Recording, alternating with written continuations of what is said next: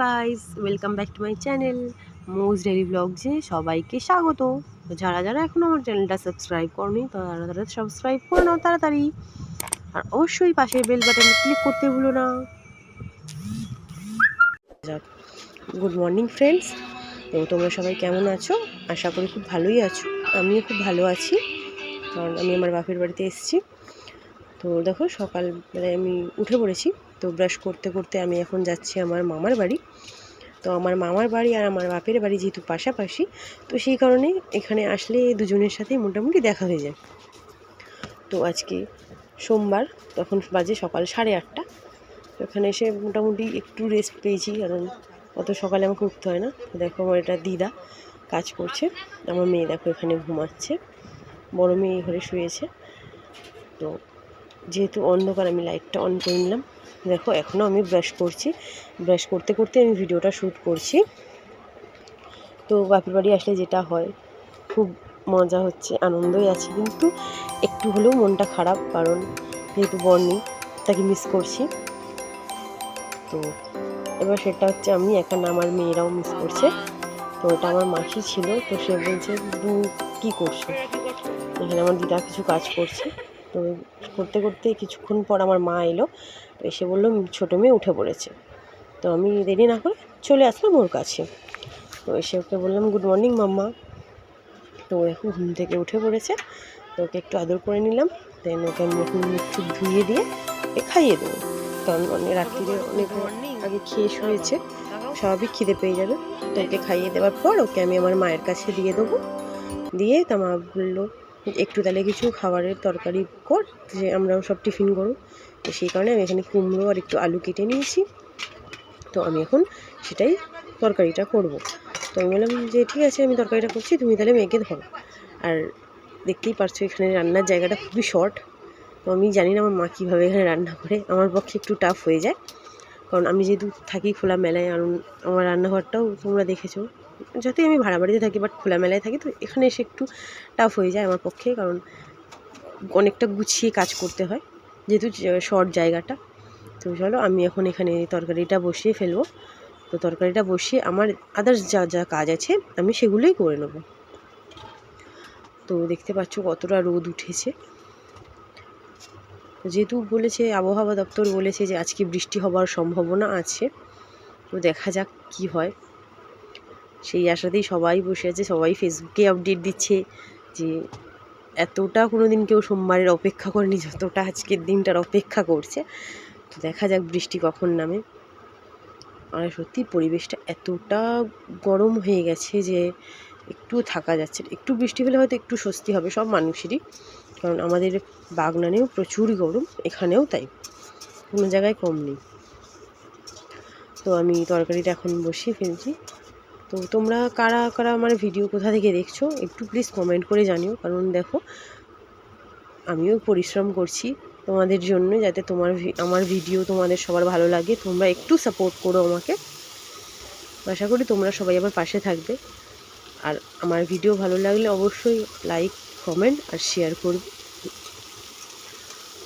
তো আমি তো যেহেতু তরকারিটা বসিয়ে ফেলেছি, দেন পাশে টুকিটাকি আরও কাজগুলো করে ফেলবো। তো তরকারিটা বসিয়ে আমি জানালাম আমার মায়ের কাছে। মা যেহেতু মামার বাড়িতে ছিল, তো দেখো এটা আমাদের বাপের বাড়ির ভেতরটা। তো এই একটা জাস্ট গলির ডিফারেন্স, আমার মামার বাড়ি আর আমার বাপের বাড়ি। এই জানলাটা দিয়ে আমি যে কথাবার্তা বলি। তো আমার বড় মেয়ে, যেহেতু আমার ছোটো মেয়ে ওখানে, তাই আমার বড় মেয়েও এখানে চলে এসেছে, আমার মা বসে আছে। তো মা মোটামুটি দুজনকে দেখছে, তো আমি ওইদিকে আমার কাজগুলো সারছি।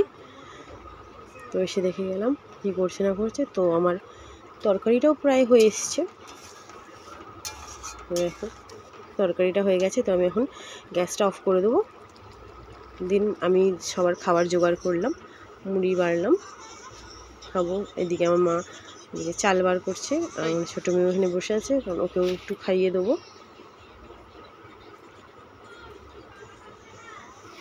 মুড়ি ঠুড়ি খেয়ে আমি এখন যাব স্নান করতে। এখন আমি স্নান সেরে চলে এসেছি। প্রচুর গরম, যেহেতু প্রচুর ঘাম দিচ্ছে, মানে স্নান করেও স্বস্তি হচ্ছে না। তো স্নান সেরে চলে এসেছি।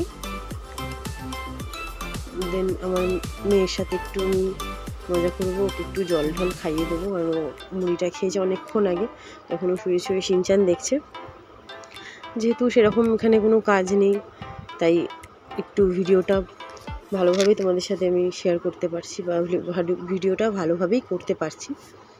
তো কিছু কিছু মিস্টেক হয়ে যায়, যাতে আমার, দেখুন যেহেতু ইউটিউবে অতটাও এক্সপার্ট নই, তাও চেষ্টা করছি। আমার কথা কিছু কিছু সময় আটকে যায় এবং কিছু কিছু প্রবলেম হয়, তো সেগুলোর জন্য তোমরা কিছু মনে করো না। তো তোমরা প্লিজ আমাকে একটু সাপোর্ট করো, আর আমার চ্যানেলটা অবশ্যই সাবস্ক্রাইব করো, কারণ আমি যেহেতু সবে নতুন স্টার্ট করেছি, আমার ছোট্ট পরিবার, এখন মোটামুটি 15 জন সাবস্ক্রাইবার হয়েছে। তো আমি চাই আমার এই ছোট্ট পরিবারটা আরও বেশি করে বড় হয়ে যাক, কারণ তোমরা যতটা আমাকে সাপোর্ট করবে আমার পরিবারটা ততটাই বড় হবে। আশা করি তোমরা সবাই আমাকে খুবই সাপোর্ট করবে, কারণ তোমাদের সাপোর্ট ছাড়া কোনো কিছুই সম্ভব না।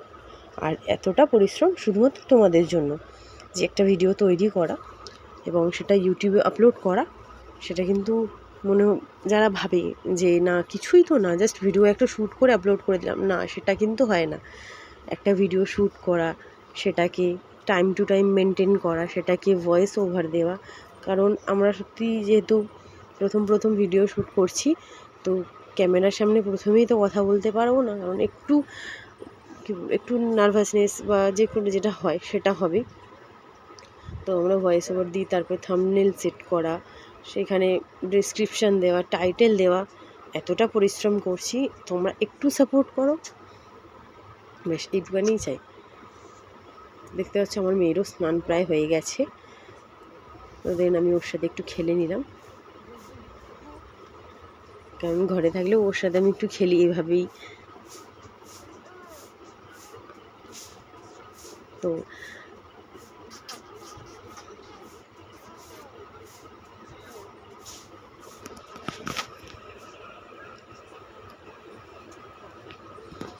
যেহেতু ওর স্নান হয়ে গেছে, তো এখন আমি ওকে একটু খাইয়ে নেবো। তো এটা যেহেতু ওর একটু টিফিন টাইমের, মানে ওকে তো ভাত আমি খাওয়াবো প্রায় 1:30টা নাগাদ, তো এখন আমি একটা ডিম সিদ্ধ ওকে খাইয়ে দিচ্ছি, কারণ ডিম সিদ্ধটা যদি ভাতের সাথে দিই ও ভাতটা ঠিক খেয়ে উঠতে পারেন। তো আমি এখন ওকে ডিমটা খাইয়ে নেবো। ওকে ডিমটা খাওয়ানোর পরে ওকে আমি একটু মায়ের কাছে রেখে দিয়ে একটু বাইরে যাব দোকানে, কারণ যেহেতু প্রচুর গরম, তো একটু ঠান্ডা করতে হবে শরীরটা। তো ওকে ডিমটা আমি খাইয়ে, জল টল খাইয়ে আমি বেরিয়ে পড়লাম আমার বোনের সাথে। দেখতেই পারছো আমি যাচ্ছি, ওটা আমাদের পাড়া। তো দেখো এতটা রোদ, ওই সেজন্য মাথায় গামছা চাপা দিয়ে বেরিয়েছি। চলে গেলাম দোকান থেকে কিনলাম একটা পেপসিটা প্রচুর ঠান্ডা, খেয়ে একটু ঠান্ডা হয়ে গেল। এসে আমার মেয়েকে আমি ভাত খাওয়াতে বসে পড়লাম। মা করেছিল মাছের ঝোল ভাত, এদিকে আমার বড় মেয়েও খাচ্ছে। এখানে আমি আমার ছোটো মেয়েকে খাইয়ে নেবো। তো দেখো খেলতে খেলতে ওকে আমি খাইয়ে দেবো। প্রথমে একটু বায়না করছে, না খাবো না, একটু বকার পরে খেয়ে নিল। তোকে খাওয়াতে খাওয়াতে আমি বললাম, মাম্মু তুমি একটু সবাইকে হাই বলে দাও, তো সবাইকে হাই বলে দিল। তো ওকে খাওয়ানোর পরে আমি খেতে বসবো। দেখো মা রান্না করেছে পুঁই শাকের চচ্চড়ি আর মাছের ঝোল। তো আমি আজকে বললাম যে মা মাছের মুড়োটা আমাকে দাও, আমি খাবো। তো দিল। আর সবথেকে মজাদার ব্যাপার, মায়ের হাতের রান্না যেরকমই হোক খুব ভালো লাগে। তো খেয়ে দিয়ে বিকালে একটু বেরিয়ে পড়লাম আবার বাইরে। দুপুরে একটু ভালো ঘুমও হয়েছে, কারণ ঘরে থাকলে সেই জিনিসটা হয় না। তো একটু বেরিয়ে পড়লাম বাইরে। তো বাইরে একটু ঘুরে ঠুরে আবার চলে গেলাম ঘরে, কারণ যেহেতু ছোটো বাচ্চাটা আছে সেই জন্য বেশিক্ষণ বাইরে থাকা যায় না, আর বাড়িতে থাকলে সেটাও পারি না।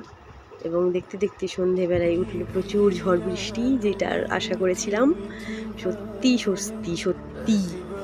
বৃষ্টি হচ্ছে, দেখো কি শান্তি বৃষ্টিটা দেখে। তো সবাই ভালো থেকো আর আমার পাশে অবশ্যই থেকো। তো আমি আজকে ব্লগটা এখানেই শেষ করছি, আবার পরের ব্লগে চলে আসবো তোমাদের সাথে কথা বলতে। তো সবাই ভালো থেকো, টাটা।